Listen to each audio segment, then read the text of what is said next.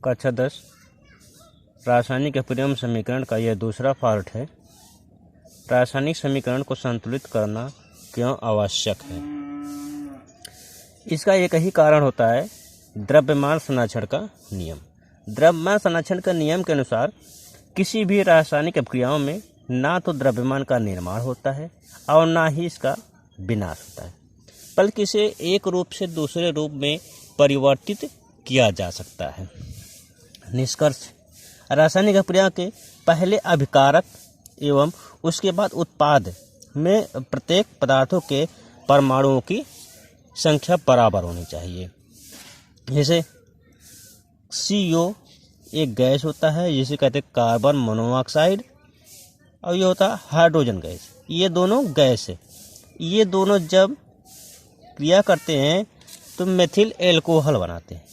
यह methyl alcohol का निर्माण करते हैं। तो इधर इस एरो के इधर के परमाणुओं की संख्या, इधर के परमाणुओं की संख्या दोनों बराबर होनी चाहिए। जैसे कार्बन संख्या यहाँ 1 है, यहाँ भी 1 है। ऑक्सीजन संख्या 1 है, यहाँ भी 1 है।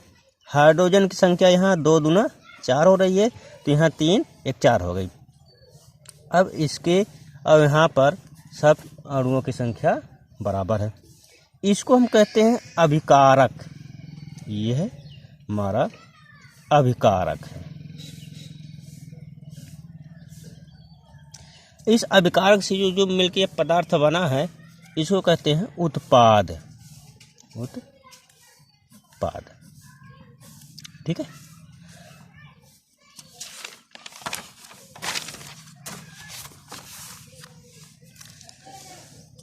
रासायनिक अपक्रियाओं के प्रकार। कि रासायनिक अपक्रियाएं कितने प्रकार की होती हैं। रासायनिक अपक्रिया 5 प्रकार की होती हैं। पहला है संयोजन अभिक्रिया। इस अभिक्रिया में 2 या 2 से अधिक अभिकारक मिलकर एक उत्पाद का निर्माण करते हैं। 2 या 2 से अधिक अभिकारक होने चाहिए। जैसे A, B, यह दोनों क्या है, यह एक अभिकारक है। यह दोनों जब अभिकारक मिल जाते हैं तो यह एक उत्पाद का निर्माण करते हैं।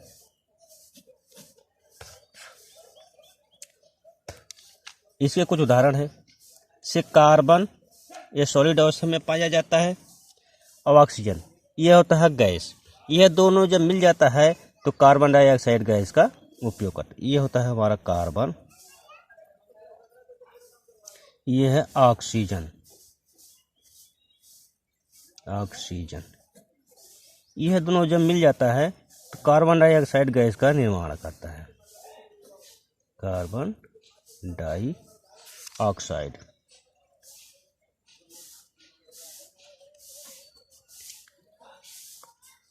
अच्छा, इसमें जो होता है कि यह ठोस अवस्था में पाया जाता है, यह गैस अवस्था में पाया जाता है। तो यहाँ पर जब इसका उत्पाद बन जाता है, यह होता है उत्पाद। उत्पाद जब ये बन जाता है तो इसके भौतिक गुण इसके भौतिक गुण से बिल्कुल अलग हो जाता है। इसी तरह से जल का निर्माण होता है।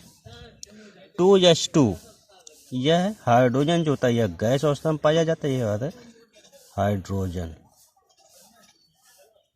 यह ऑक्सीजन, यह भी गैस है।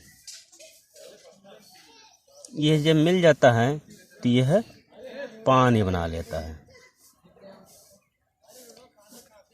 इसकी भौतिक अवस्था बदल जाती है, यह लिक्विड अवस्था में पाया जाता है। ते हो गए रासायनिक अपक्रिया के कुछ उदाहरण। नंबर 2, वियोजन अभिक्रिया। वियोजन में होता है विखंडन करना, टूट जाना।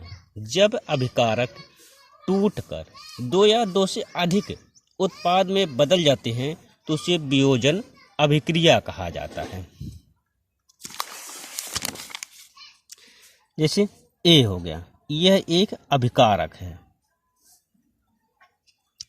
अभिकारक है। यह विखंडित होकर टूटकर B और C में 2 उत्पाद बनते हैं। किसी एक अभिकारक से जब 2 उत्पाद बन जाते हैं तो इसी को वियोजन अभिक्रिया कहा जाता है। यह बिल्कुल संयोजन अभिक्रिया का उल्टा होता है। आयरन सल्फाइड FeSO4 ये होता है आयरन सल्फाइड। तो ये जब टूट जाता है तो Fe2SO3 बनेगा। फिर SO2 ये गैस अवस्था में है, SO3 इसको देख लेते हैं। FeSO4 ये हमारा सॉलिड अवस्था में पाया जाता है, कठोर अवस्था में पाया जाता है। तो ये जब टूटता है Fe2O3 plus SO2 plus SO3 पाया जाता है। अब इसकी बैलेंसी को बराबर करेंगे। F है यहाँ 2 है, यहाँ 1 है, यहाँ कर देंगे 2। ठीक है। अब ऑक्सीजन की संख्या है, सल्फर की संख्या हो गई 2 सल्फर हो गए तो 1 2 सल्फर हो गया।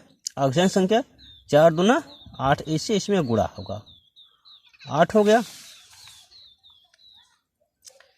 तो यहाँ 3 2 5 3 8 ये हो गया 8। माने इधर की बैलेंसी दोनों बराबर हो गई। ये होता है अभिकारक, ये हमारा होता है अभिकारक। और जो यहाँ से लेके यहाँ तक ये बना है ये है उत्पाद।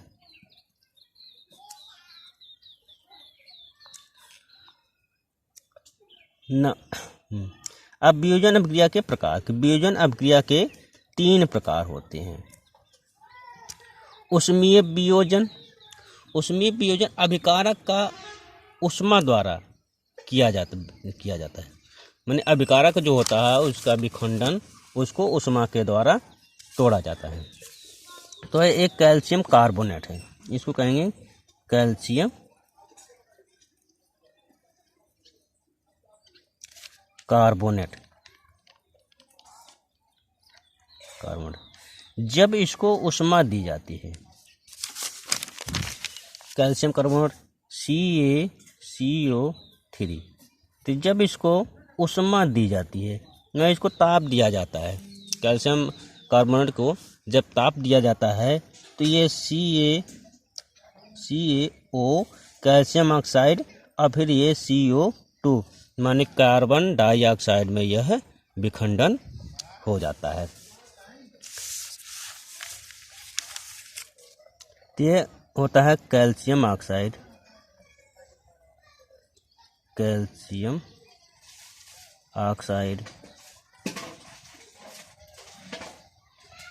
ये तो है कार्बन डाइऑक्साइड,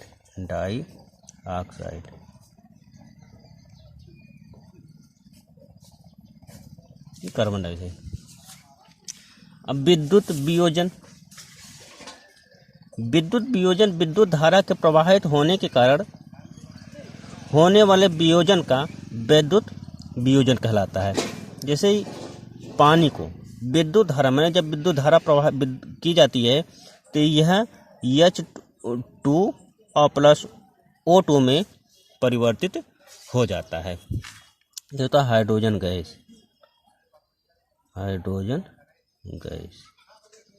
ये ऑक्सीजन गैस,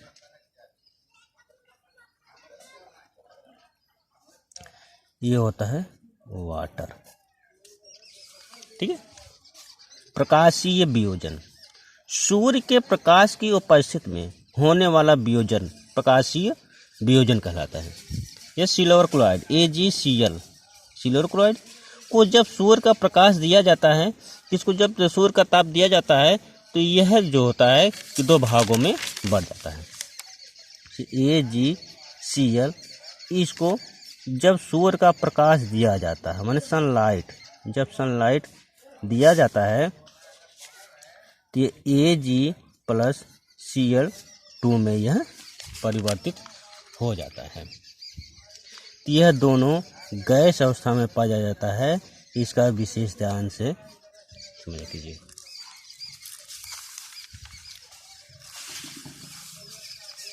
किसी भी तत्व को जब लिखा जाता है तो उसकी भौतिक अवस्थाओं के साथ लिखा जाता है, उसके जो भौतिक गुण धर्म होते हैं उस धर्म के अनुसार इसको लिखा जाता है।